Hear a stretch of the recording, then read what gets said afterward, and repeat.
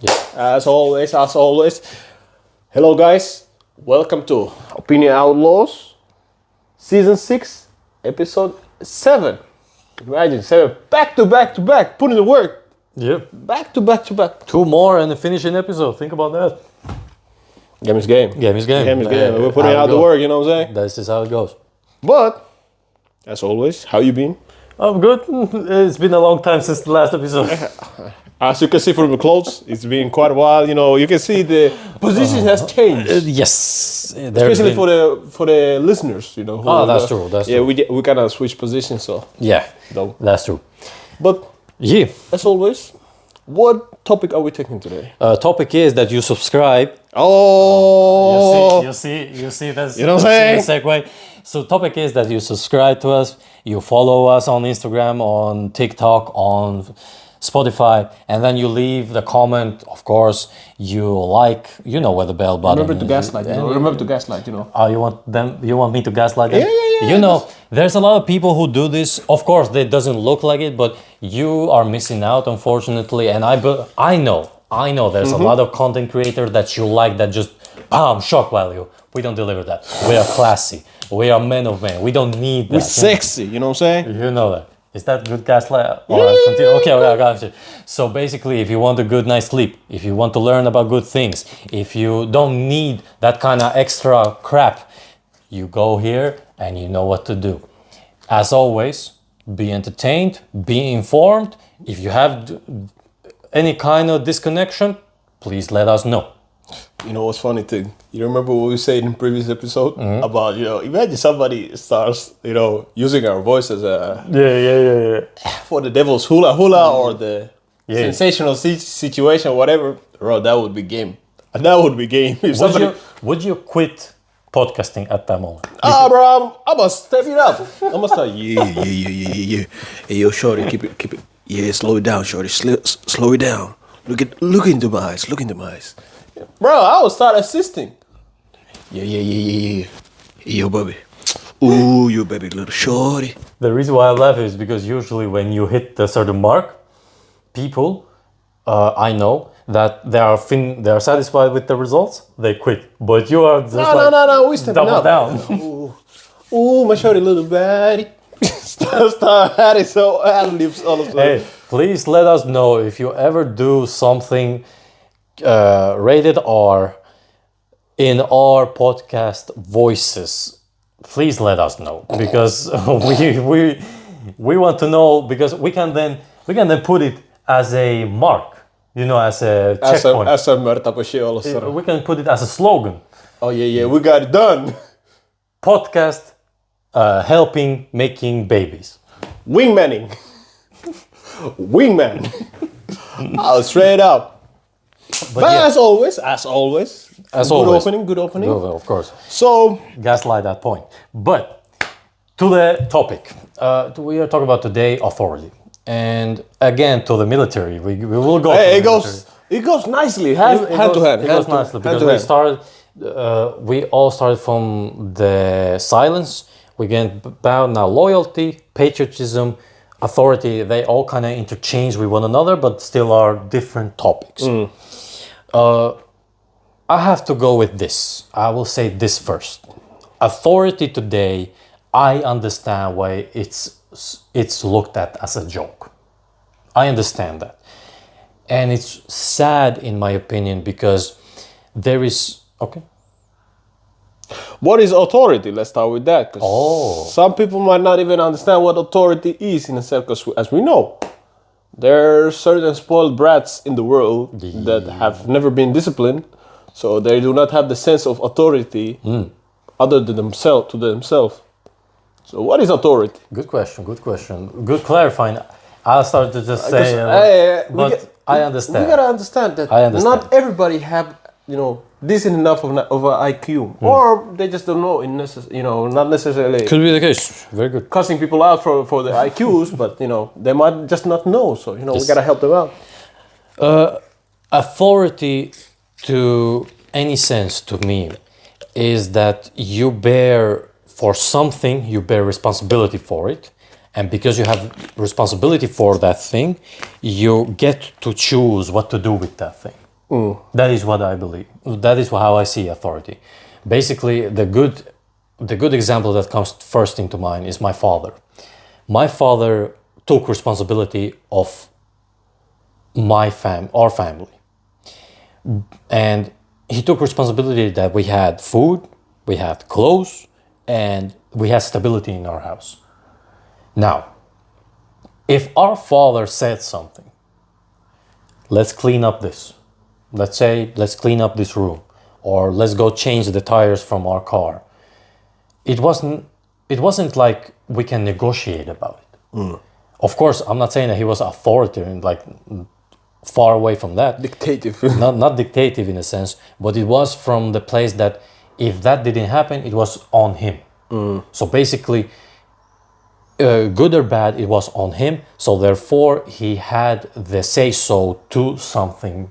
And I'm not saying that he didn't take account to his wife. Actually, he took, I would say 95 to 98% of the time, he asked my mother, what should we do about this? Or what should you think about this? And if our mother was indecisive about it, then our father made quick decision at that point. You know that game. That game. Definitely. Like, and of course, woman's nature, especially when it comes to like very hard, big decisions, it tends to go to that maybe this. Don't ask me how I know, but I'm not even talking about the relationship. I'm talking about even a relationship with my mother. Like, sometimes she asks questions, I'm like, let's just do this. What's way easier? You know what I'm saying? And my father is a great example of this. That if something happened wrong or badly in our family, he took full responsibility for it. It was always his fault. Even if in reality it wasn't, he said, it's my fault.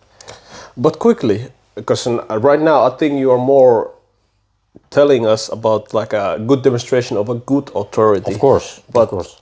The thing probably what I was trying to head out with is the authority in itself, just purely what is authority. And I might assist you on that department as well, because as we have seen authority forms that are bad and the good one. Yes. And kind of like the grayish one, Yes. like you can't really say bad or good opinion about it. That's why I said authority to me. Okay. Because if you, example, are my ex-supervisor. She had authority, yes.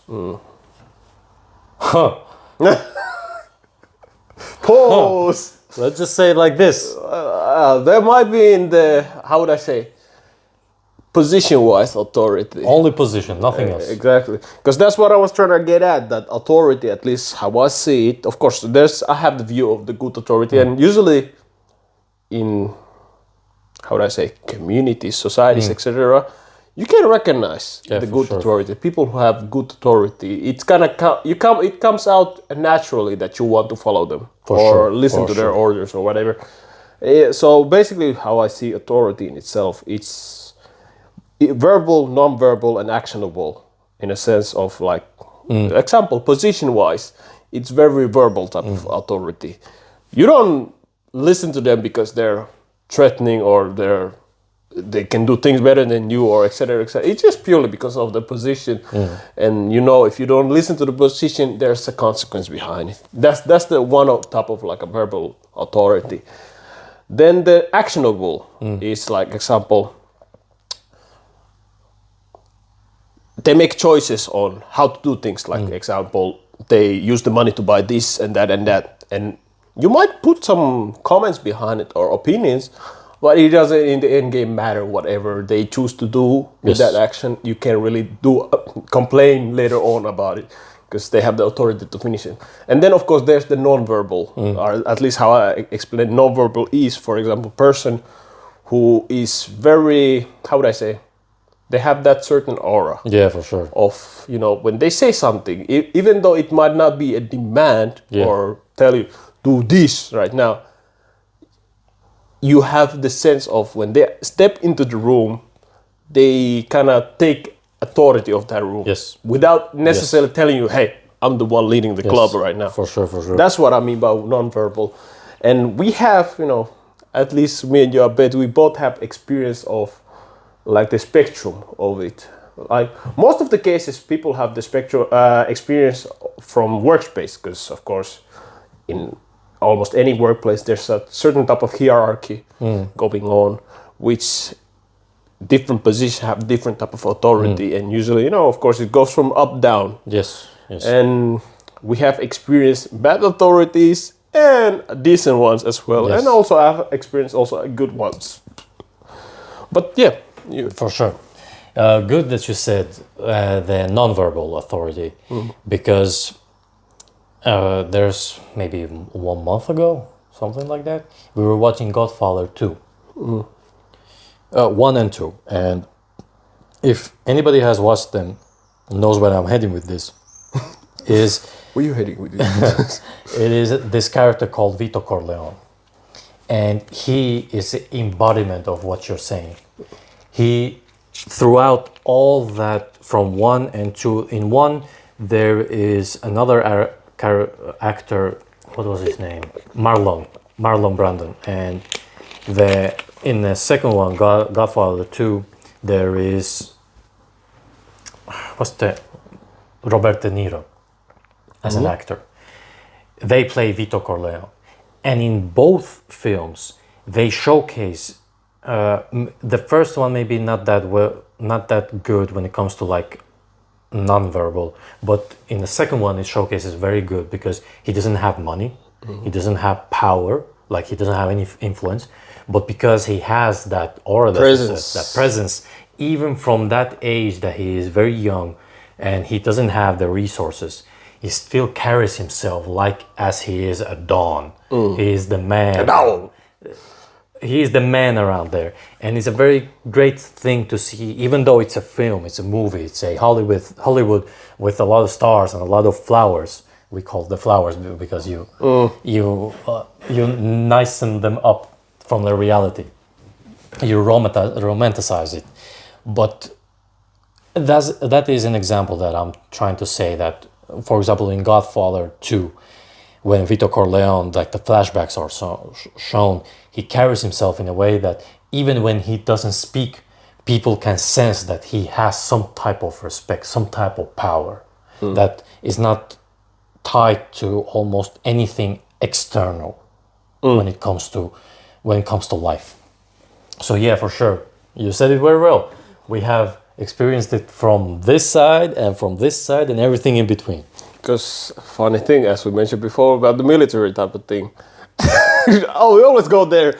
But at least personally, I experienced when I went to the leadership course, I actually had to experience this.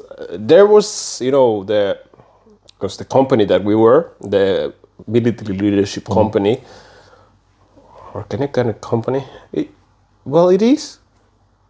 It's an NCO leadership company in the sense, like where all the NCOs, at least before some of them go to the reserve officer school, different. Like, but that school, we had like the leader of the whole thing, who in authority.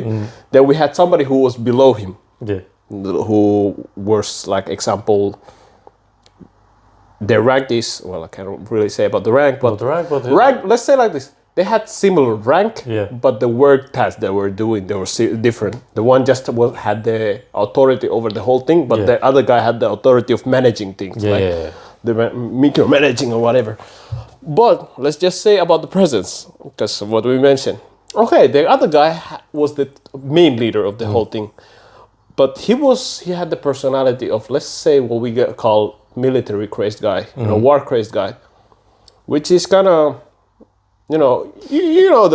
For the real military guys, it's not a good thing. Yeah, he was kind of for the war people that go to war, it's not a good thing. Yeah, he was bit. Of course, I might not necessarily take off because, of course, he was in a position you don't really see him often in like actionable scenes or whatever. But at least the experience I got with him, I was like, your rank is only thing that makes you a big guy. But then the demonstration about the other guy, the other guy was. Let's just say like this. He had kill to death ratio. Let's just say like this. He had kill to death ratio. He had body count. Yeah, he had body count. He was actionable person. And he was a bold guy, short, but you know, a little bit buff, Yeah. but at the same time nice. Yeah, It was yeah. nice. And you could like feel some type of aura out of him. Yeah, yeah. Like you immediately kind of like respected him. Even though you, let's say you didn't know about the KD, but about his presence in itself, you already kind of like, okay, yo, hey, I see you. You say we go left, we go left. We go left type of person. And that was one of like experience of where I got like the non-verbal type of thing, that he didn't have to show me his rank for me to order, for me to be like, I can listen to him. Like, Yeah. well, if he says we're going to war today, we're going to war today. That's Yeah, game. yeah. But then the main person who was like the main leader of the company, I was like, I wish you would, bro. I wish you would. You know, only thing I gotta respect is pretty much your rank, and that's Yeah. it. And what else can I say? And there were a lot of those situations where we had, you know, somebody who had authority over you because of their rank. Yeah. But in real life, you're like, bro, only authority. I wish you would, bro. I wish you would, bro. Backhand your ass right now. Exactly. And I actually had a couple of instances where I was about to beat somebody who was higher ranked than me, but I knew if I do something, it doesn't, because we know in military, you're not just, you go just sit in the corner and that's it. Yeah, No, yeah, you yeah. were being, you will had be- a jailing possibility, Yes. extra service, it was a whole, like a jurisdictional problem. You will be investigated hard. Yeah. and There you is no didn't- escaping from that. Literally, I wrestled with somebody who somebody who was like becoming officer. I wrestled this nigga. Nah, bro. But they were asking for it. asking pretty much. Yeah. Don't get out of context. My guy over here, he's my friend. I know him for a very long time. Bro, swing. He will not start a conflict, but if the conflict comes to him, he will finish it. Game is game. I told him, well, we can throw hands and all that, but you know. But as a side note, of course, later on, example, this guy who I had a little tension with, we became cool because he was, I would say, like, he was my team's leader, but I wouldn't say non-verbal. He was more of a actionable. Yeah. He was actionable. So through that way, I started respecting him. I was Yeah, like, yeah. alright, cool. I could challenge you, but cool. The way you do things, at least, is way better than what we see from other teams. So that was one of, but definitely the guy during my like leadership course, it was a great demonstration of somebody who had a like verbal, non-verbal, like authority. Because nobody in the whole company was messing with that guy. Yeah, like yeah. nobody, everybody was cool with him. He told me, hey, I need this guy to come at this time. My guy was before that time already standing still, like, hey, yo, sir, you asked for me and all that shit. Like that's Yeah. But good that you mentioned, because you are talking about a guy that I don't know, but we can tell one guy that we know. Actually, he was one of our officer. I cannot say the rank, but he blonde hair, blue eyes. People looked at him like he was kind of crazy, but he actually wasn't. And he was G. He was a cool guy Oh, you mean the short guy with the pistol? with the pistols. Who says that we're shooting holes in the Yeah. yeah, he doggy. Imagine. But he No, for actually, example- but some of the ranks are in, like, you can see it from connect. He's now the captain. Yes, He's but he's actually a good demonstration that he had. To me, now I'm talking about myself. I don't have those kind of interactions where I see non-verbally that kind of authority that I can immediately respect. I don't have that much of interactions that I remember, because I don't. For example, the CEO of one of the biggest franchises over here, I remember I met him, like I have met him before, but now I just know him. It was a situation where we were walking in a shopping mall, and I saw him, and I just greeted him, and he greeted me back, and we started talking. Type of shit. Hey, yo, what's good, bro? He's CEO of the biggest franchise in Finland, but he's chapping up with me. So he has authority over thousands and thousands of people, and even more families and lives. But I don't see it as I have to respect his authority. I don't look at it like that. But to this guy's instance, that now he's higher up in the rankings, he was an example of when you see a guy, you can actually feel that he's in the right position. He's thugging it out. he's in the right position, and he was. I would say from all the, of course, I'm going to be honest, from the higher ups, the officers, maybe one or two were like you didn't like. All others. It was the more you go up, the cooler they are. they're chilling. They are cool. They don't stress you out. They're chilling, right? But it was, for example, there was a situation where he would talk to you as a friend, not as a service guy to an officer, but as a friend to a friend. There was a situation like that. To me, actually, that guy was more in a good term. He was like more actionable dash verbal. For sure. Because you knew the moment he spoke and started telling his shit, you're like, oh shit, we going on. And because like a lot of like a mock situation, well not mock, but kind of like a demonstration of like a situation of like example, somebody's attacking you or so and so, because we have like the practices. Yeah. And a lot of cases, he was the one who was creating those situations. And you're like, okay, oh, gee, he's a G. Oh, so this could happen. Okay, I see you. So he was like, he demonstrated a great like leadership authority on his action and choices. Yes. And he wasn't really backing down on like things that he wasn't supposed to do, but he was still doing. And he stood 10 toes down on it. So you're like, okay, I see you. So that created that trust, because usually that breaks the authority when it comes to. I can give you an example from my experience when it comes to military authority, because I had corporal. Well, in American term or overall term, it's private first class. Private first class. Here in corporal, but I'm not a corporal in America, of course. But I was in private first class, and I didn't ask for it. I wasn't trying to like outperform everybody, but I just he did. I just went there, did my job, and then go home. Don't listen to this man.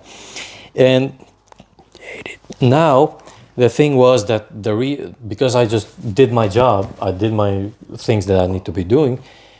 People around, even though most of them or some of them didn't like me, they respected me. Even if I didn't talk about or didn't say anything, they respected me. I remember there were situations where my leaders would ask me, "What should we do?" And bro, you suck. I'll tell her never. Example. I mean, I respect that they ask opinion, but you suck. They asked me opinion, or there came a situation where the leader, when we have, for example, not the final war, but few camps before that, usually our leader, they had some kind of appointment, let's say like this. Earlier the meeting. They couldn't come to the camp. The nightly meeting, right? Or not the nightly. I'm not talking about the nightly meeting. I'm talking about they went somewhere. They had teeth appointment. What the fuck? What the? Or they had some kind of reason why they cannot go to the camp. Okay, so they are somebody off. has to take this position. I always took the position. Amen. Every single time. Amen. So it was. Well, y'all got a shitty ass leaders, I see. I'm telling you, shitty ass NCOs. The guys that I was with, there were some instances I'm looking at like how you are in the military. You cannot tie your own shoes. What the fuck? But it was an example of, to me, that I didn't ask for a leadership position. I was not trying to be a leadership position, but because I did my dues and I had maybe the aura that you said around those people, they look at me and say, yeah, he can talk. He's the guy. He's the guy.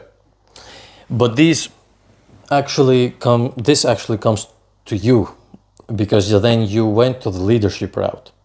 Then you came to the place where you were as a leader. Served as a leader. Question to you, the authority thing. Your experience on that. When it comes to, I'm talking about authority standpoint, perspective. Of course, to some of our guys, let's say like this, peace rose immediately to the head, because of course you have the authority, verbal authority over somebody who's, because as you remember when we came as rookies, as the newcomers, yes, we're like, oh shit, somebody in a higher rank telling you left, right, up, down. So let's say like this: some people had their piss rise up to their head. Or this is the term where we say, you know, kusi nousi päähän. Yes. Because it's, you know, when somebody doesn't have the rank, they don't really show that, you know, authoritative attitude. They don't demand this and that. But once they get the rank, all of a sudden they start bossing everybody around. They think they're a big shot. So a couple of our guys had that. I could notice. Of course, everything toned down with time. Of course, because you see that you ain't shit. Yeah, you see you ain't shit, but then you realize also that, oh shit, I was also in this position, and if I want things to actually happen, I need to switch up on my way of doing things. And for me, at least, me personally, as a leader, I used to, at least I took it as a route that I must do the things in a way that I would actually want my leader also to do things. So, example, when it was raining, you know, because some of our leaders were chilly, you know, so some was like, you know what, let me hang out inside the car, you know, let them eat outside in the car. Now I was like chilling with my people. It was bad weather, bad thing, I'm chilling with my people. I'm raw. I can respect that. Because, especially if as an NCO, you are the first one to be going on the ward. You're, let's say shit happens in the left, it's not you just sending the guys go there. You gotta go with the guys. So I was bringing the experience, bringing the, how would I say? Example on things. Like, let's say shit goes south, somebody does something wrong, we all struggle. Yes. It was the rule. If I wish a lot of guys that was in my time and in your time and time afterwards and time before did the exact same thing, but no. No, but that's why I said during my time we had a lot of competitive guys, because just purely in my team we had multiple guys who had the same attitude. Like the other guy who actually studied masters in economics, he was one of the guys that also should have gone through the reserve officer route, but he didn't make it for some reasons. We kind of stuck together. We were brushing each other back like, fuck this shit, man. The company didn't treat us right. And he also was struggling when he didn't get the sergeant rank. Yeah. But I guess he didn't give a fuck about it afterward. But he was one of the guys also that demonstrated, because he was very knowledgeable in like wildlife living. Yeah. Because his grandfather was also a big military guy. Okay. They were constantly going for hunt and living in wilderness, so he was very knowledgeable. I remember because we had to do a couple of tasks with him. Bro, he was chilling. He put the fire on, everything. I was just chilling with him. So he was one of the guys who also demonstrated that he's willing to show the way for his like the minions or whatever. Yeah. And yeah, so every time we had something go wrong, I was constantly in the front line for my guys, like, you know, had to do some records. Example, when because as a squad leader, you constantly nightly schedules on guard times. Yeah. So I was I need to do those as well. You know, and I was like always, because we had like leaders who constantly were doing shit to their team, like in a sense that they were giving themselves the quality slips, but then they were fucking up their whole team. Like the team was sleeping irregular or in the shitty turns or whatever. But I was like, nah, I'm putting my shit in the same thing, bro. Somebody wake me up 2 a.m., but I'm like, it's my team, so I gotta do what I gotta do. And we still remember, my team still remember, when we had our final war, we didn't sleep for 2 days. We had such a shitty sleep that I had a couple of times where I got to sleep 6 hours, like because I had the driving license. I was the one with the B license, so I could drive the whole team. So I had to sleep. I had a couple of those times, but most of the time I was, putting myself in the shit situation. Like when I was putting my name in shit positions, because I was like, my team needs to rest. Because if I need to command them, I need them to be awake, not halfway. But in the final war, bro, we got fucked up. We were protecting the airport. We didn't sleep that night, at least not evenly. It was like 2 hours sleep or something like that. Immediately after that, we went from there to Joensuu. We had our final war over there as well. Bro, my guys were... And then when we got to sleep, it was 4 hours. Yeah. 4 hours. When you wake up, you are very... then at the same time I had to give them commands to send somebody go there and go do this and that, bro. That was absolute dog shit. But yeah, about the authority, you know, because as a squad leader, you also will be asked like, who do you want to actually rank up into the corporal? Because we had the authority to do that, put some opinion into that. So I had a little kinky situation because I had two very eligible guys. But at the same time, one of the guys who were really eligible, like he had like, let's just say like he had bit of that non-verbal authority, but at the same time non-interest in having the authority at all. Because what I understood from him, he had like a background of like, they had a business and they were like the countryside guys. Like farmer boy. Yeah, he was very farmer boy. Yeah, usually those type of guys, they are hardworking, so it comes naturally. Yeah, and I was cool with him. And then also I had this other guy who was actually my machine gunner guy. Because typically you don't really rank machine gunner into a corporal. Usually somebody who just have a rifle so they can easily command. So I had a little crossfire because they too in itself were very, they had a good like communication between each other. So they could command like as a team very well as well. But I wanted to rank the farmer boy. Yeah. He said, "Fuck no." I said, you ain't gonna lose nothing. You still no. He said, "Fuck that shit. Like I ain't taking no rank, no nothing, no extra." He was a demonstration that he could even get a rank, but he said, "Fuck that shit. I don't want no extra problem." So the reason why I didn't immediately choose the machine gunner because he was eligible as like I mentioned. I had two guys. I told even my team leader that I got these two guys and the both are really eligible. But because the other guy was machine gunner, so I for a moment thought that I couldn't like rank him up. So, but then later on I got told, "Yeah, you're ranking." I was like immediately just threw him. I had one person who was interested to be actually, but because.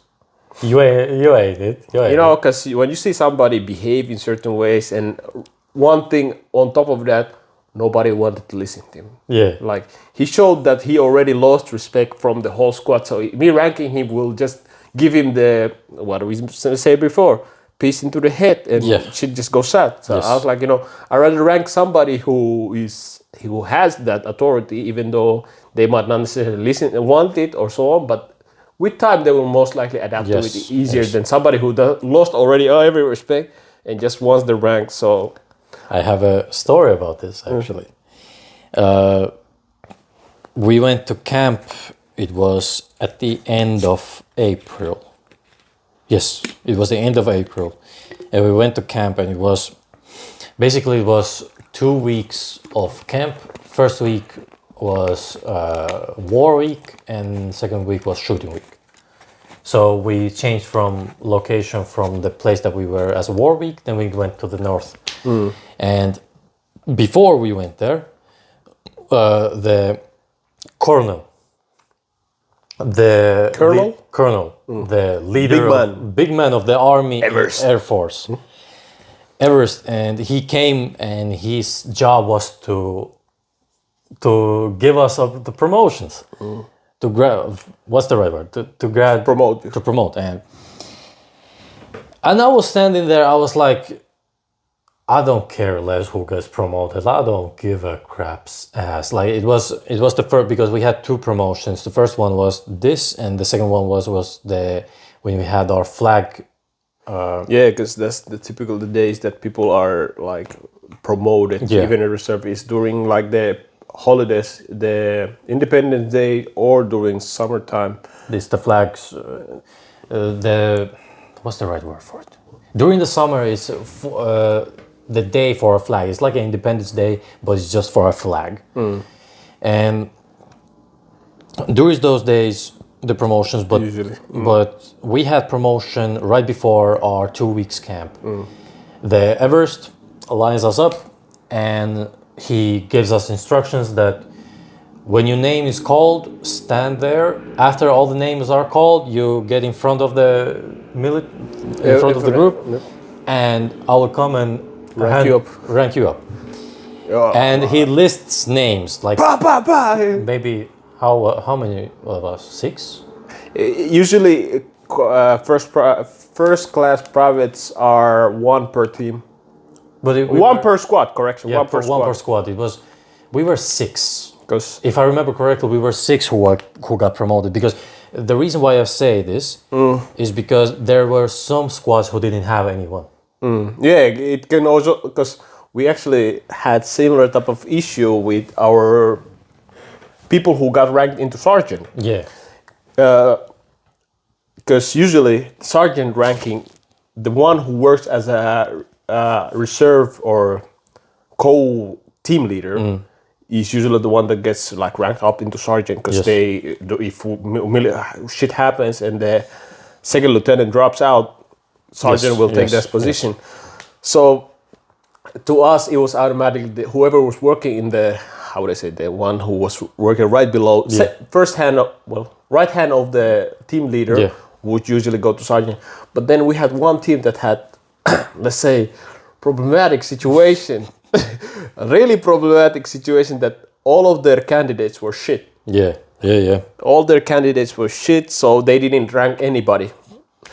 Actually, they promoted person who wasn't even working as second hand. Somebody. Yeah. So they promoted another guy who was just working as a squad leader, so he wasn't even managing anything. But because he was way better option than the person who was managing.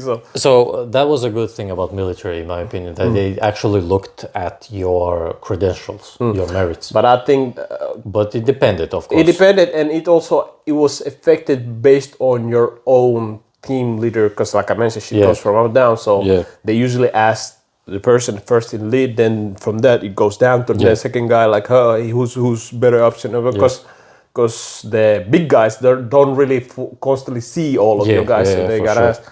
So your team leader could affect your position really hardly, like what you gonna do. I'm gonna be honest, to me, maybe the reason why I got promoted was, of course, I was doing the job well, but then I never had that kind of like, that I looked them up like this. No. Glazed them. If we were in the camp, somewhere in the forest, you talk to me very nice, okay? We talking same shit. You want to throw hands? We throw hands right now. You talk to me very nice. We figure out shit later on. So, I remember the day. It was a morning, 9 a.m. The Everest lined us up. Correction. Somebody who doesn't understand what we mean by Everest, because in Finnish, colonel is Eversti. Yes. So that's why he's Everesti, but he's colonel in English. Like a big man. Not to play around. He got the buttons. Let's say like not that. to play around. You see that man maybe 3 times, 4 times tops. Jeez. And but a cool dude, a very cool dude, a very good dude. And the thing is that I didn't care about the promotion because first of all, I was not sleeping well that night. And it was a very common thing for me in military. I didn't sleep well that night. I was in a full army, full gear. I was just ready to go and do my deeds, you know. Do my deed, go back to sleep or do whatever. To go and fight. And I hear my name. He said, what? I'm looking at it like, well, damn. Okay, I guess I gotta go in front of everybody now. Do you know what I found out later? I found out later, we were in a tent and he knows, when you're in a tent, the things that you hear, you don't hear it anywhere. Diabolic. I hear that 3 guys, if I remember correctly, we were 6 who got chosen, but I could be wrong. It may be less. But I remember the few squads didn't promote anyone. There's those possibilities too. No one got promoted from their squads. It's something like that. Especially if it's absolute shit that even who's kind of like head of the team, not the team leader, or who at least is practicing to be team leader, but the actual head of the team decides that nobody's worth it, then nobody will be upgraded. And I remember we were talking about, and one of my military partners said, did you see the face of so and so? I said, who? No, I didn't see what was going on. He said, the way he waited for promotion, Like, the face was upright, he was a little bit smirking. Then he didn't hear the name and he went... He folded like crouton all of a sudden. He folded like... Bro, I mean, that's how some of us looked like when we didn't get the sergeant rank. Hey. But I was laughing because that guy was all talk. He was more this than anything else. And yeah, he was very convincing when he talked, but when... Action, shit came to shove. Something came to shove, no, he was never to be found. Nah, I feel on that department because some of us were like that. And that is where it came down to, because that guy worked as a security here in Kuopio for a long time. Those security guys are, I ain't gonna disrespect, but... I'm talking about, for example, Prisma security. Yeah, I know. That's what I say. Some of them were talking shit. And that guy, now he had to deal with authority a lot because his position is in between of police and citizen. That is his position. Now, he doesn't have the rights as same as police here, but he still has a little bit more authority than this civilian. So he is in a little bit of, I would say, in a no man's land. in a sense of a no man's land, because he cannot openly use the force. There is an absolute reason if he uses, because it comes down to police has that right. Of course, in a context that it needs to be used. So he was working there, and then he came to military, and he thought in his mind that he will ace big it. Man, yep. He will ace it. He will do this. He will do that. He talk, but there was I don't remember one time that he did something that was actually like, okay, yeah, I respect that. I can. He had the little glimpse of hope. Not even like the moment we started, because the good thing about military is that the moment we put that uniform on, everybody say, me and you are the same. It doesn't matter. US. So from that on, only matters is how good you are at X, Y, and Z. But and now totally contrast to another human being that when we had something, me and him had something to do, the guy, nowadays he works at that new grocery store. You remember? You mean the guy who was my leader? Your leader, in a sense, from the motor... The Moto AU. Moto AU, and that guy, for example, he had that. No, I'm talking about the authority. Actionable. Like, he was very actionable enough in an authoritative way. And I remember when we had, for example, one training where we had to throw grenades. And the captain said that now the grenade doesn't go there, but it drops to the pit that you are. You have to get out. And I was with him. It went to the pit. We both scrambled so quickly because I tried to beat him, he tried to beat me. But with him, when we did something, we worked so great because he was not half-assing it. So from that, of course, he got promoted very quickly to the Moto AU. But he was the total contrast to this other person, and he was waiting. He was truly waiting, like. Yeah, no. The funny thing, the Moto AU guy, my respect kind of shifted at him the moment I saw the action. I was like, oh shit, he thugging like that. I see you. Because, in the beginning when you come as newcomers and et cetera, you can hear from people, you're like, bro, what, bro, chill, bro. Chill. He was one of the guys that, he was very verbal. So I didn't take him that seriously. But then when I saw the forest action, I was like, oh, he's thugging. Yeah. He's straight thugging. That's what I'm saying. But the promoting, even though this is segue, you should have seen our group when a lot of us didn't get the sergeant promotion. But it was understandable because we were actually told that they could have promoted all of us. In our situation, we were serving during the weirdest time, Corona hit. So we had irregular schedules and so on. But still, on top of that, we will still put in the work. That was the funny thing. We will still put in the work and we did things properly like it should. So they told us that we could upgrade upgrade. We could technically promote all of you, but because, as you know, the regiment have certain amount of people that they can promote, so it was limited to the one per team. So some of us had to drop out, and as I told you previously, the logic was behind it that like whoever was kind of like working as a second hand of the team leader usually got promoted, unless there were certain exceptions. I mentioned the one exception, but most of them were straight immediately the person who was managing as a second hand of the team leader. So I was like, and actually I cussed the main guy who was like the main leader of our team. I told him like, bro, you fucked me up, because in beginning when we were choosing who gonna work as a second hand of the team leader, we had a little crossfire, because like I said, we had a lot of motivated people, and all four of us was like, yeah, I can work. I wanna try out on the thing. So the main boss was like, okay, I'm gonna put y'all in a trial time, each on trial time. Then I never saw that trial time. I never saw the trial time. I never even got to experience the trial time. So in the last days when we had like a conversation with him, I'm telling you fucked me up. I straight told him like, you fucked me up, because you told me that we're gonna have like an equal grounding on. Because first we went through like the ranking of your team, etc. I was like, yeah. I know what my team said, but you fucked me up. Then he was like, what do you mean? I was like, well, you remember about the second hand of like team leader? Like, you remember what's the ruling behind it? He was like, yeah, something like that. I was like, yeah. You remember the paper you wrote down our name and said that each of us, because the idea was it like we were like each like on the practice switch, like somebody who will work the same.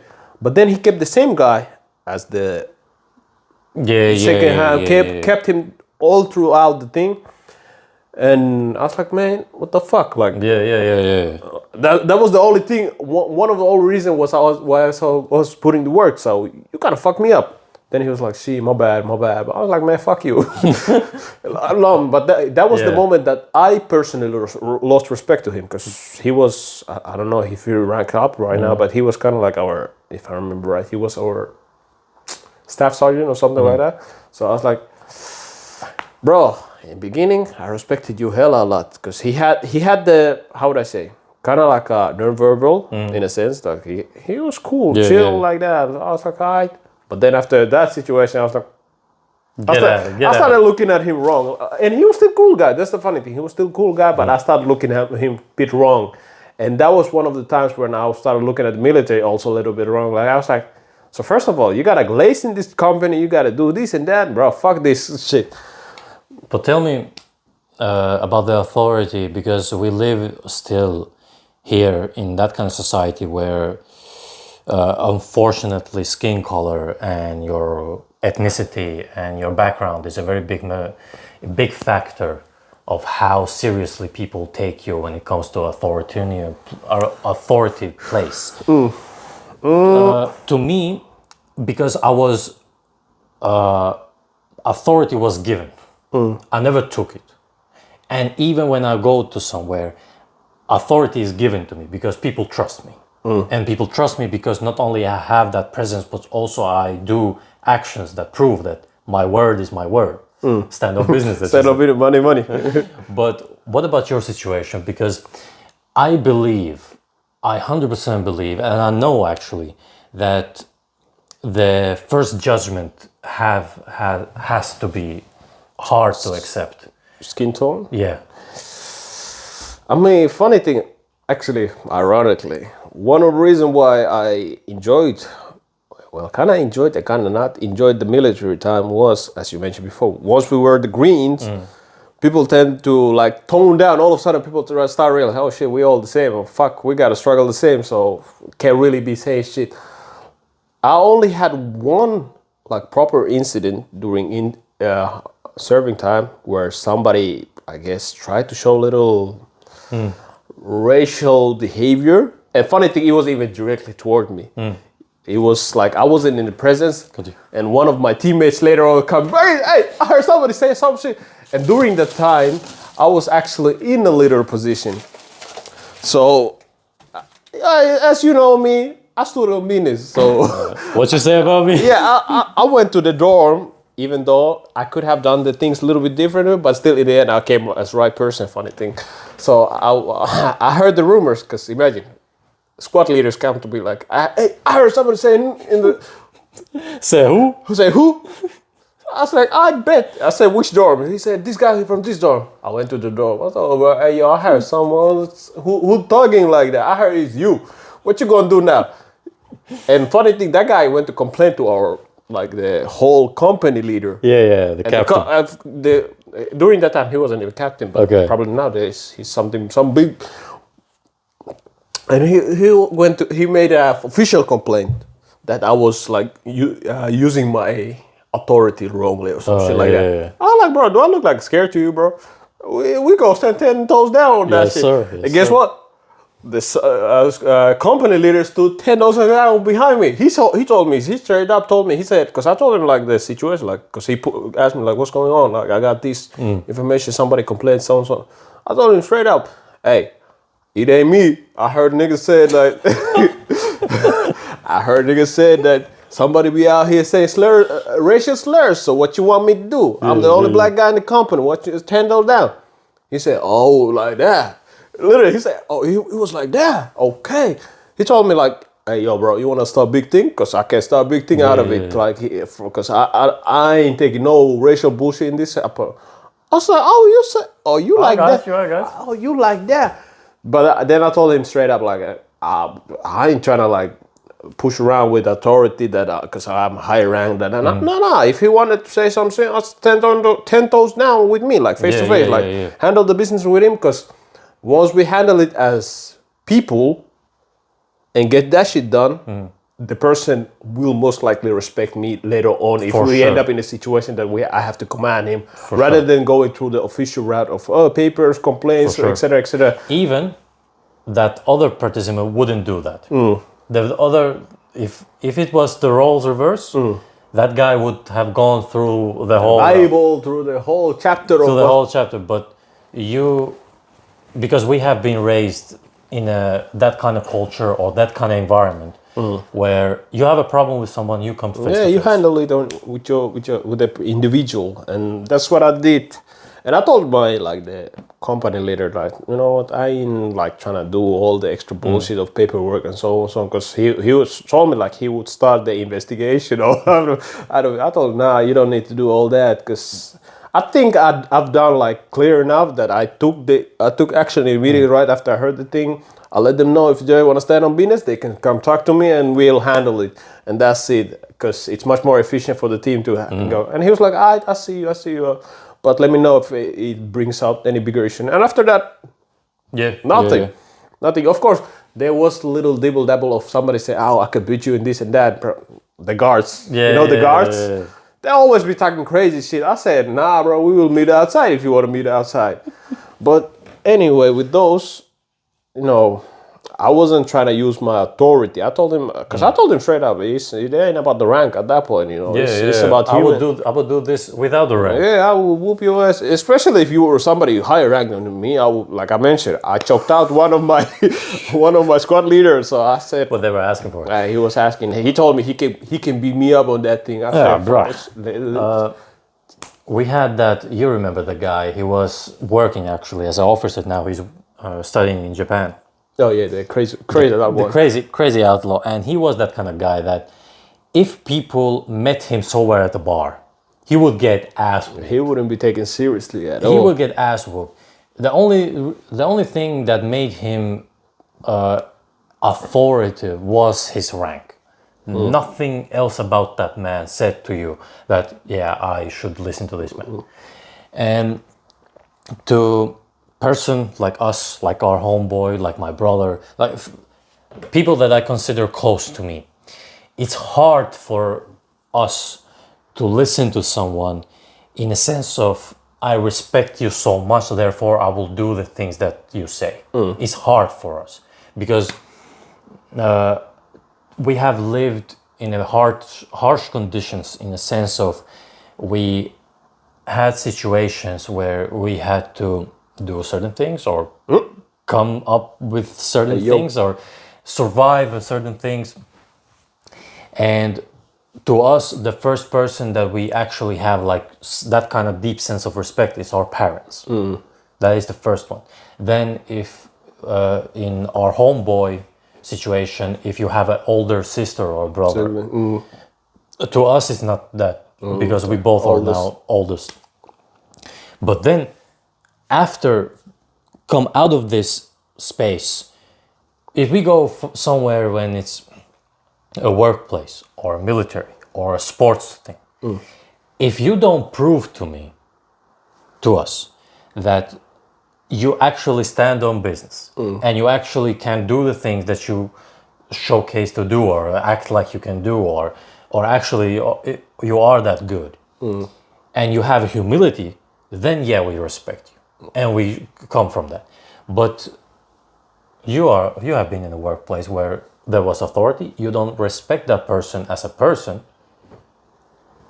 Certainly in my place, I didn't respect my supervisor at one bit, not as a human being, but as a professional. As a professional, I didn't respect one bit because they were not good at any point. Rank was rank. I have told this story before. During the Christmas time, right before Christmas, I lost a dear, close cousin of mine, close family member. I have never met an angel, but he might be one of the closest thing. And I have told this story before, but I was still at work at that time. Even at that moment when I was very low in life, because I lost someone who was very close to me, even at that moment, I could still have done a better job than her in her best day. The stove. Easy. The stove. Easy. So imagine my kind of respect, I would say, towards that person when she gives an opinion or when she starts talking about professional things. Personal, family, she might be a great mother, she might be a great sister, a great wife. Anything other than that? But when it comes to competencies, when it comes to actually doing the things that you need to be doing, no. Hell no. So to that authority, and just an example that we are talking. And actually, that you mentioned before about the parents, because that's one great demonstration of like authority that is out of respect. Yes. One, because example, hypothetical, well, not hypothetical, example, mom, for guys. It's not that we, fear her in a sense, physically, couldn't defy or etc. etc. But it's purely out of respect. Oh, for sure. For them raising you up and culturally, or how would I say?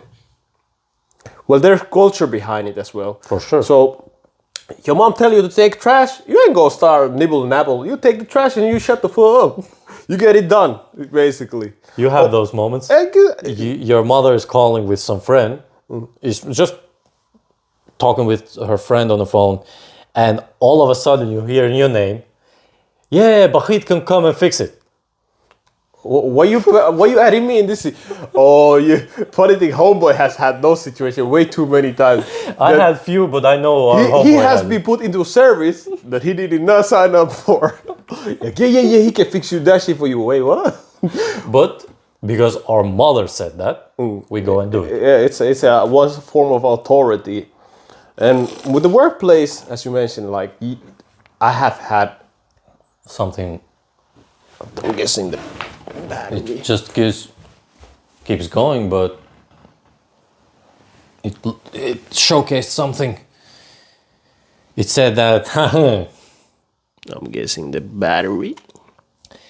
But yeah, our homeboy had those situations. I know that he was just called for no reason, just because his mother said, "Yeah, my boy can come." Yeah, he can handle it. He can handle it. So I'm like, cool. And I have had like too many like work situation where I've seen like not necessarily somebody who's my manager, but for example, my manager's manager, who's in higher authoritative position, but then you see their authoritative skills and you're like, first of all, how to respect you. Let's start with that. You don't have the presence of, when you step in the room, everybody's like, ooh, shit, big boss is here. Nah, bro, I'm like, well, this is awkward. Who is you? Who is you, exactly. And then the actionable. Because, like you mentioned before, some people do this, talk crazy thing, talk big thing. He was waiting for the promotion.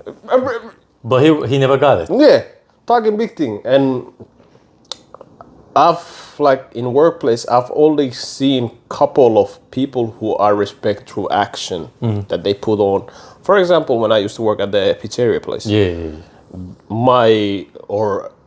basically my manager, who was a female, she was putting the work. She was doing this and that and the triple, and I respected that. So through that, I was respecting her authority also when she said like, "Hey, you start cooking today, and I'ma do this."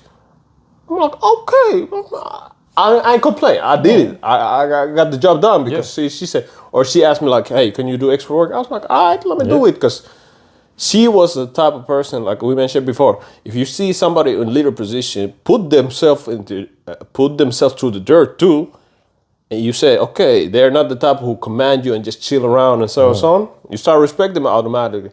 So she was one of the type, which why I was like, okay, whenever she's like, do this and that, I'm like, I'm doing it. Of course, this is not to say that if I start get a shitty ass like command or of course you'll say, hey, what the hell? Like, I'm gonna be standing down, 10 toes down, like what the fuck are you talking about? But when it's like a reasonable request or demand or order or whatever, of course I'm gonna listen. I'm gonna be like, I'm gonna get it done. That's why the good that you said, because that's why I respected so much my previous, not this one that I had, but my previous when I was working at the retail / market.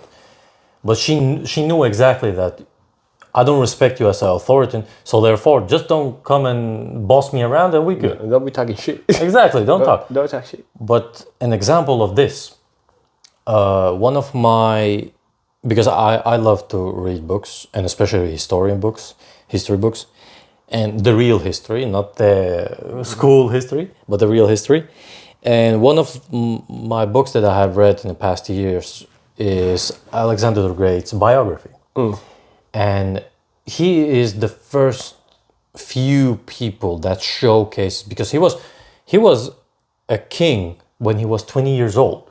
Young buck. Like really young, right? Young buck. He was leading an entire army at 20 years old, and from 20 to 25 he was conquering lands from Balkans to Turkey, nowadays Turkey, to Arabian Peninsula, and then he went towards Persia, nowadays Iran.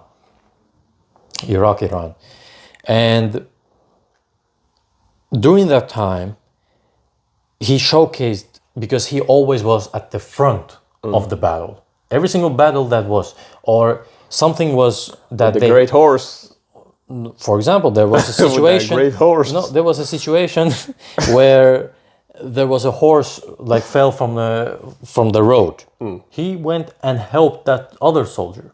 He was the king. He was the general. He didn't need to help that, but he wanted to always be the guy who showed example. A story. He was coming back from India, and he was crossing the desert. I don't remember which desert is in Pakistan. In Iran, my bad. In Iran. What's the desert called? I don't remember. I don't know the deserts. I'm not that great on geography knowledge. There's a desert that I just stretches... know the Red Sea or the Caspian Sea, that's it. Well, there's a desert that stretches around 300 to 400 kilometers, and they had to walk through it. Think about it, scorching desert. And it's not like today's age that you just go helicopter or something. No, you had to... You walk. And of course, figure out the hydration as well. Of course, that came a big problem, that people, they didn't have what to drink. The hydration reserves went quickly, and they had marched for several hours, a day or two. And they found a small pond that fit only a helmet of a soldier. So they put that water on the helmet. And now the thing was that they wanted to drink, but if a king knew, or people know that he drink before king, we have a problem. So they sent it to the Alexander. Alexander the Great takes that helmet, looks at the helmet, looks at his crew, and then pours the water out. It gave a message to them that I will suffer as much as you suffer. Or he just didn't want to drink greasy ass water. No, it was But it was just an example of a man that how he conducted leadership. And not to say throw shade or anything, but there's a lot of leaders that can learn from that. You know what I'm saying? Yeah, I don't know how many. Too many. Too many, unfortunately. But that was just one, because there are a lot of soldiers that he had respected him because of that.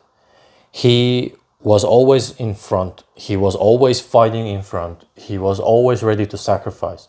And when he said something, even though when it comes to military, he was the shortest dude out of there. He was thugging. He was the shortest dude out of there. And of course, very pretty face, like a beautiful man. Yeah, bro, what in the diddy, bro? But not like that. Bro, but he was short, man. Diabolic. People, when they didn't know the description from him, people thought that he was this giant man, you know? Big man. Like, Aura. like, you know, that When you envision somebody with a, you know... when you vision, yeah, he conquered this, and he fought this, and he killed this, and he did this. Oh, he has to be 2 meters tall. man. He has to be muscular. Big. They meet him. You know, the first time they met with one of the Babylonian, at that time, a very great city of Babylon, Babylonian nobles, they start to talk to his friend, his close friend, who was like... He thought he was there. Like, think about, for example, if they think that you're me, or... Just be quiet and be like... And they talk, and then Alexander laughed and said, "You're not wrong. He too is Alexander," because they were such close friends. But it was a funny incident where his friend, he was actually like normal size in that sense. Alexander was much shorter, and when people saw, the first thing that they thought was that his friend was Alexander the Great, the name, and you know, before there wasn't no Facebook pictures, you know, showcase that what kind of man it looks like. Poster. But it's an example when we talk about authority, in a sense of good authority. Of course, everybody has those goods and cons, but to the main part, that authority in a good sense, out of respect. Most of them shared him listened to him out of respect, not out of fear. Of course, out of fear, there was also a couple of those, but most of them out of respect, because he was always the guy. Let's say they had to ride 100 kilometers in the night with horse. He took 50 people, 20 people with him, and he was the one who going there. We pull up. He was the one going there. There's a lot of people who would just send men to do that thing. Yeah, go message. Go send a message and come back. You know. An example. This way. Question, I would say we are at the end of the episode. I'm just checking that the battery doesn't blink the last time. Then I definitely know we're rip. At the end of the episode, tell me this. Authority. Any way, shape or form to deal with bad authority? And then if you are in an authoritarian, Jesus Christ. Authoritarian like a dictator, not like that. Hopefully not. That could be too. One But if you are in an authoritative position, how would you manage that? Because, of course, you have to understand there's authority, but when they are your authority, they are not your friend. Because in military, we had those situations, actually. A good example, military. We had those situations where the guys became such good friends, or they became very friendly with leaders, that they started to not listen certain things that were come about. So it became this kind of big hoo-ah, that it became a big deal, and it was nothing to me, because I always knew that no matter what, we can have friendship and we can talk and we can share stuff, but they have one rank above me, they can say that, hey, go do this and go do that. So I knew always that, but then there was... couple of guys, we've seen those too. I'm gonna give you actually an example. We had a sporting day, or athletic day. So basically we had to run a lot, we had to do squats and push-ups and sit-ups and all that. And we had to play a game and then go back to inside the caserne and then there to do like sprints and squats and all those. We were doing those, and you know, when the leaders are giving the commands, they like to F with you, or F. At the time, it was with the group, and it was normal. It's a normal thing in military, and he like gave us that do 15 push-ups. We were tired as hell. Like we had done push-ups all day. Push up my ass. We had done push-ups all day, like sit-ups, push-ups, squats. We have done all those. And he said 15 more. Somebody from somewhere decides to yell, "Man, go get a job." I mean, he ain't wrong. He ain't wrong about that. He ain't wrong about that. But wrong time to say it. Exactly. Shut the hell up, bro. Shut your mouth. Better. Shut your mouth. Do you know what this leader said? Add 20 on that. Courtesy of this man who said to get me a job, let's add 20 more. I knew it. I just knew it. Let's add 20 more. Let's say we did something to that person that he kept his mouth shut for the rest Violation. of the service. The rest of the service. But it was an example of the guy who was actually giving us leadership, he was mid. He wasn't good, he wasn't bad, he was mid. Better than most. Okay, that's already some Better than most. Like he wasn't like top tier, but he, not trash, total trash. Yeah, like he was. If there was nobody else, I still prefer to take him than many others. And to him, maybe that guy who said go to work, to him maybe it seemed like you can talk in that way when it comes to military. You cannot. He chose violence. You cannot. He chose violence, man. I swear to God, when he wrong said time. When he said 20 more, I'm like, dude. Come on now. Imagine if he continued chapping shit. Man, you see, that's why your girlfriend left you and all that. Ooh, bro, y'all would be doing push-ups for the rest of the day. Yes. But your question. So how to deal with bad authority, and then if you are in a position of authority, how to become that person that is a good authority. That doesn't step boundaries, it doesn't go wrong way, it doesn't misuse it, and it doesn't become like a friend type of situation, but it's an authority in a good sense. Okay, so first perspective would be from a person that is under certain type of authority. Well, if you see somebody with a bad authority, of course, always fully depending on the situation, but most cases you have to listen to the authority. It doesn't, because there's also always consequence, especially if it's a certain type of hierarchy or organization, or for example, in our situation, the military. Yeah. It doesn't matter if the authority was asked, you still have to listen to it. Yeah.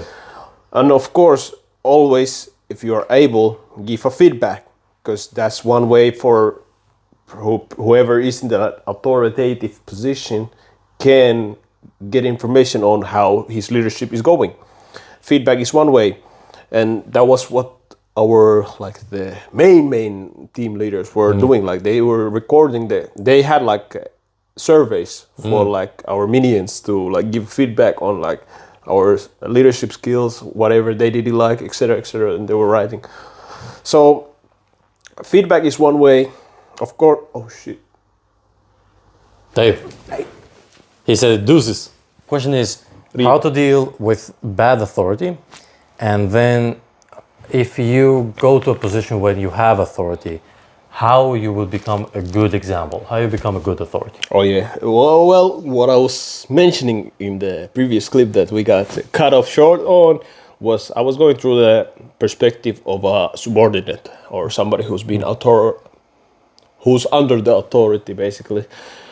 Well, first and foremost, it's the feedback. That's the one way to get the information to whoever is in the authoritative position, that how is, for example, their leadership or their orders, how do they come off, or are they making a good judgment, for example.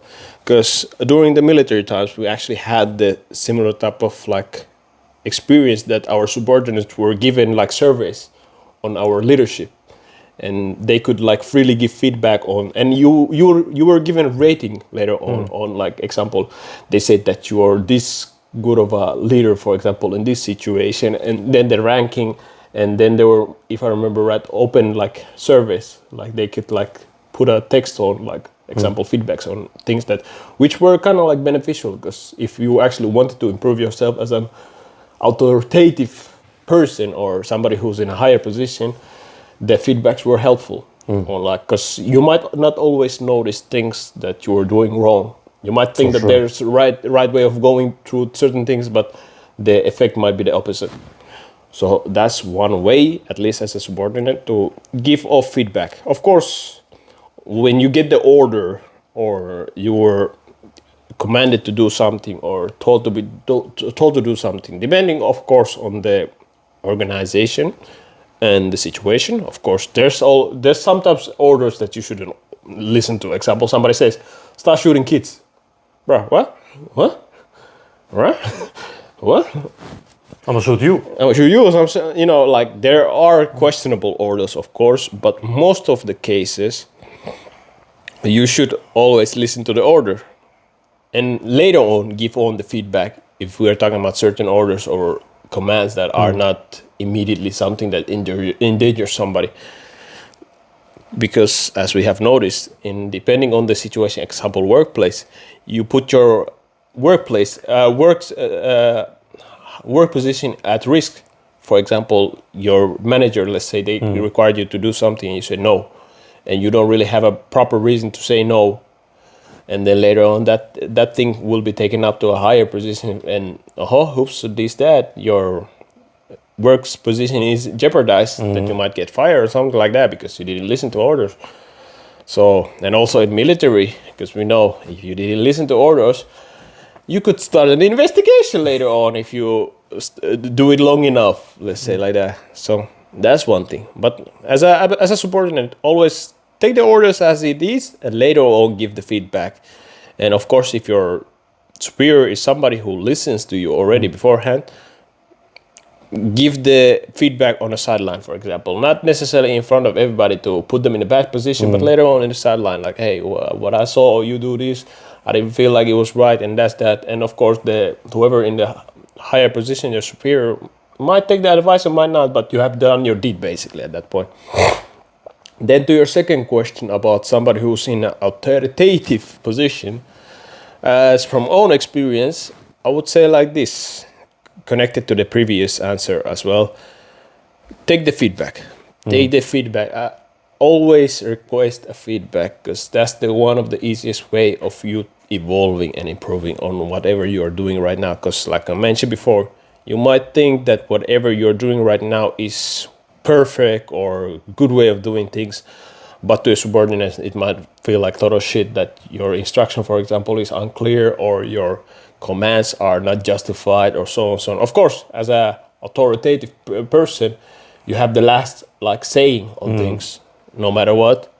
But still, taking the feedback helps you a lot, and helps also on your team members' trust, because the more you also listen to their feedback, the more they trust you later on. Because if you are just doing your own choices without listening to your whole team, you just fuck it up for yourself as well. And then also one way of helping your own position is to take advices from your equals. So people who are also in same level of authority as you, example, that handle the other team, for example, listen to them as well. Because let's say like you see that their team is moving much more better than your team or doing things better than your team, ask advices from them. Because as somebody who's in a, your subordinates are there to learn as well, but you as a leader as well also are there to learn. And the learning can happen both ways. Yes. Both ways. So that's the number one thing, because a lot of people who end up in leadership position tend to end up in a mindset of I already know everything, which is kind of fucked up, because no at least good leader will think like that, because they will always think that they are students till the day they die. Yes. And that's one way of them constantly keep themselves improved. But yeah, those are at least the first two things that comes to my mind on like how somebody can affect on their authoritative position, depending on, of course, which side of the spectrum they are in. But yeah, Good. Very good. very quickly compile it. And actually, funny thing is that because you used to work or you had like a, how would I say, work practice when you were about to graduate from your degree.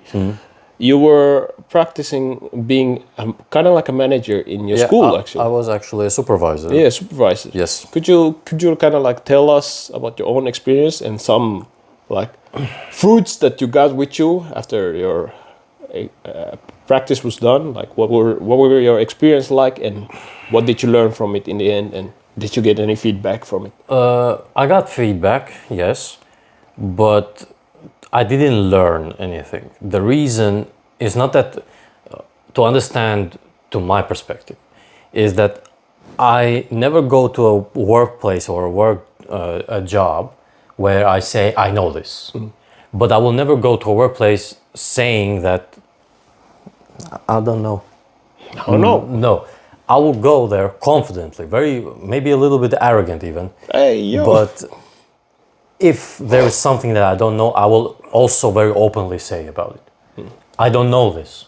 Can you help me? I am very open about it. I don't have any shame to that degree. And when I went into that place, the problem to me came with the fact that I didn't want to be that dictatorial way that my word is my law and that's that. I didn't want to be that guy, because I believe that your leadership shouldn't be from that. It should be from your example. That's what I believe. That's always how I lived. And every time, because I was in a supervisory position where I had to lead students, but I was a student myself. So in my mind, I couldn't go and start to boss around, because you are as much of a student as I am. That was the whole point. And then, because if anyone who has ever worked in university knows this, there is the bureaucracy is getting things done. Yes. Oh my days! Like especially if you work there, and especially if you don't bring a lot of money, forget about it. You will be thrown into bureaucracy bullcrap that you cannot imagine. And that like half of the goddamn everything pretty much, even in the military, I remember that. Even in the military, but the reason in military the things work is because usually it is like that. My word is the command. But in those kind of like corporate situation, usually you don't want to come off as like that, because you will be outed very quickly. Because nobody wants to work with that kind of person. But then there was a situation where I had given a task to that group, and that task was not fulfilled. And then there was 2 instances where because I had 3, one the supervisor that I had, and then 2 co-supervisors. Basically, they 2 were running the place or taking responsibility for it, and one of them didn't like me. Immediately the beef. She didn't like me, and I can openly say this. And she didn't like me for one reason only, because I was just better. Simple as that. I had nothing personal against her, but kid you not, every time she sees me, she runs away from me, or she doesn't say hi to me or nothing like that.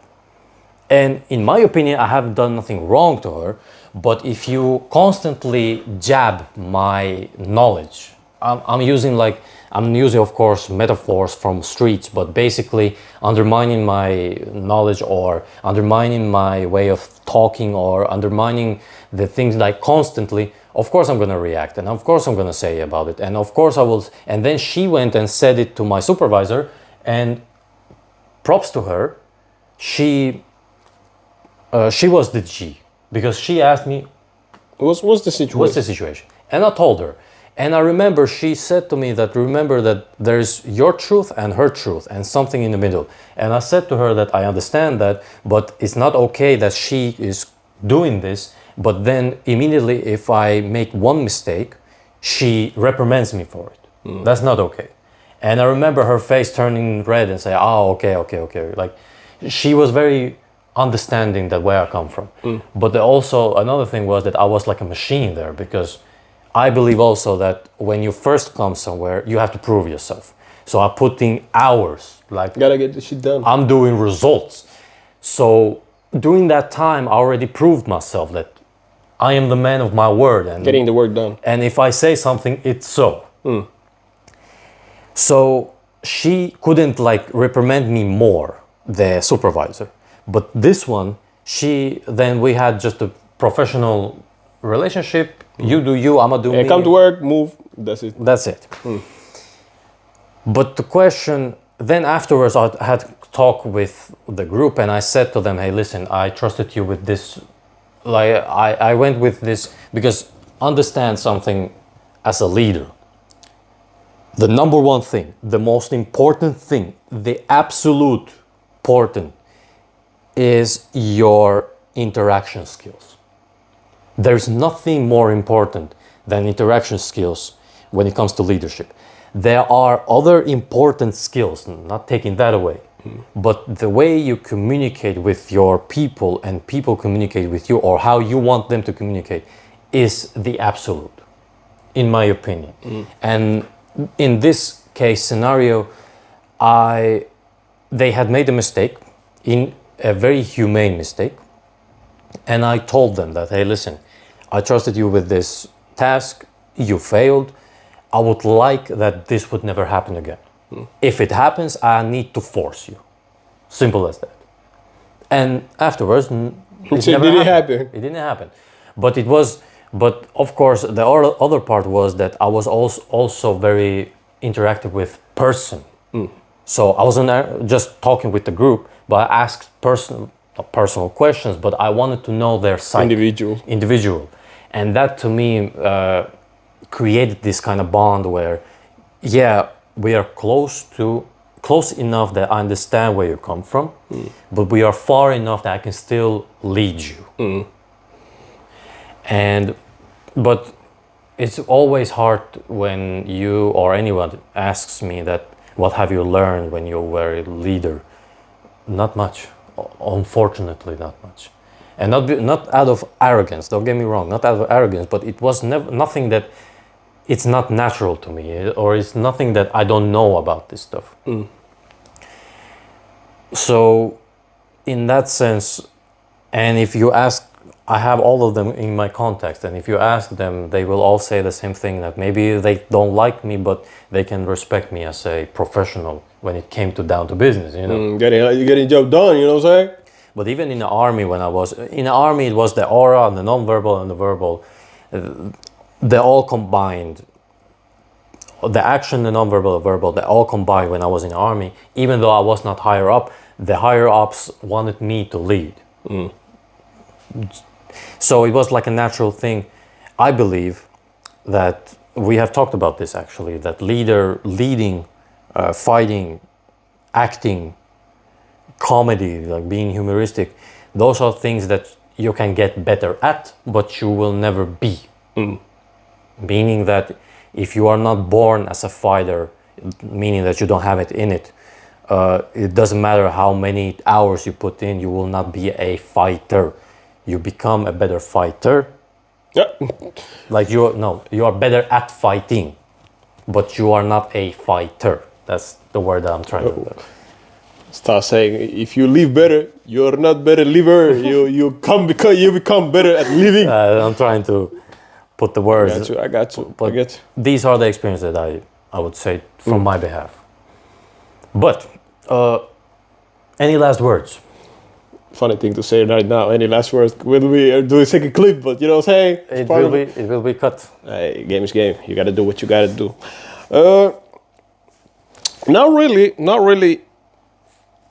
That at least comes to my mind, because authoritative situations are authoritative situations. As long as there's hierarchy, it's kind of like natural way of being in a society. Yes. Because during the time humans have lived in this planet Earth, there has always been some type of hierarchy, because that's how things work systematically, much more easier. For true. Rather than everybody trying to have the leading position at the same time, or just randomly shouting over each other. Example, actually, from history. You know, the Romans, they had the diplomacy, like Senate, and it was a republic, meaning that people voted the leader and the leader had the power. And if there was like 20 senates, 30 senators. But when the crap hit the fan, they elected one, just one, to the full dictatorship. To take over the shit. So basically, you're right that the hierarchy always is there, but usually when times are critical, decisions need to be made quicker. So the dictatorship. Once, because of course with that ideology is that one person will take responsibility of if she hits the fan, and so on, so on, so on. And also, even in animal kingdoms, we can see, at least mammal and animal kingdom, if you talk about those, even in the insects, there is more of a matriarch type of, at least a lot of cases, it's more about the matriarch. But in mammal animal kingdom, we have seen like lions, tigers. Well, tigers is more of a solo type of wolf, for example. Wolf, for example, is very, even elephants, cows. Any mammal type of animal usually have some type of hierarchy, and it usually go to the young healthy buck who takes over, is the alpha, and so on and so on. Or the other spectrum of like the elder is the one that is being respected as the top dog of the neighborhood. But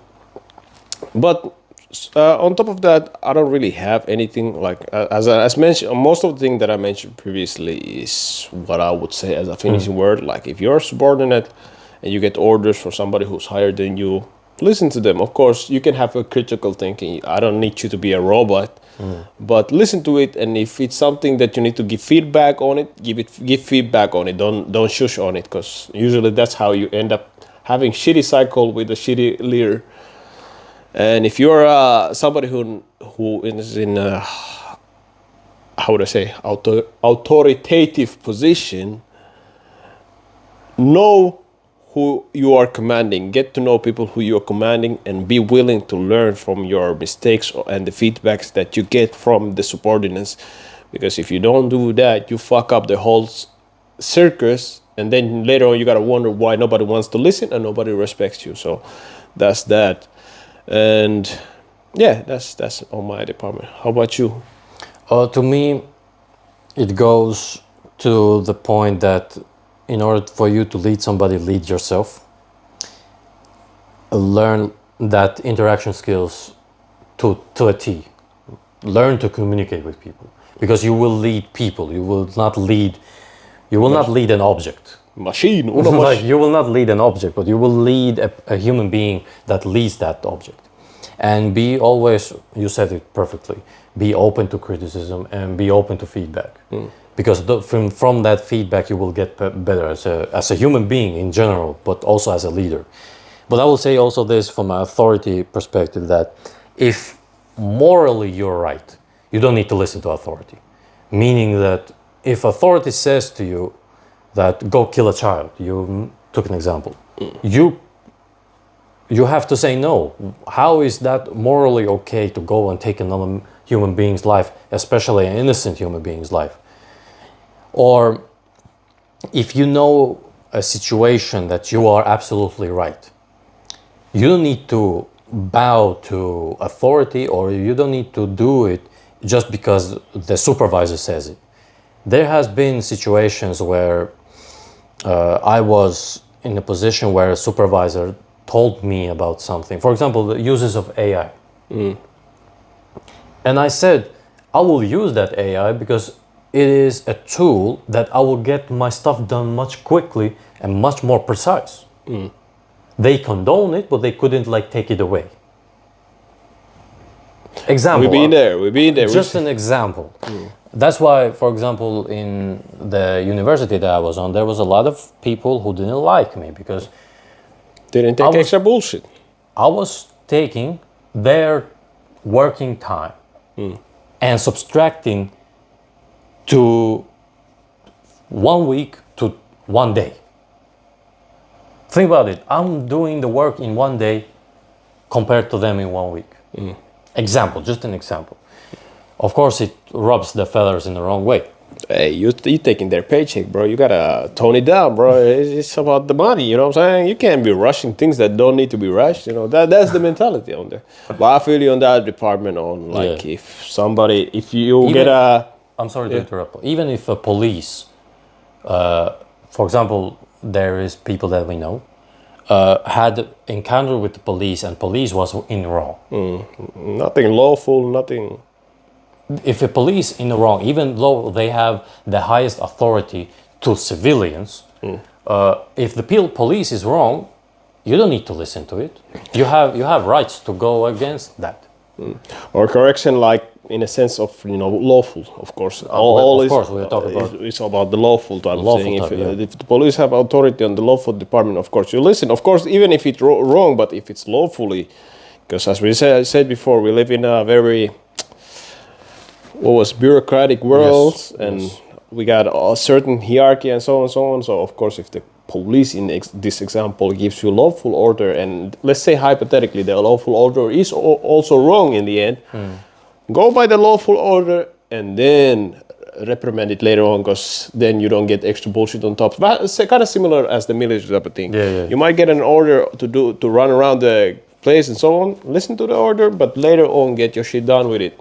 Because that way it's much more easier to justify your position rather than you trying to rebel against it, because then you just give off a bad image about yourself.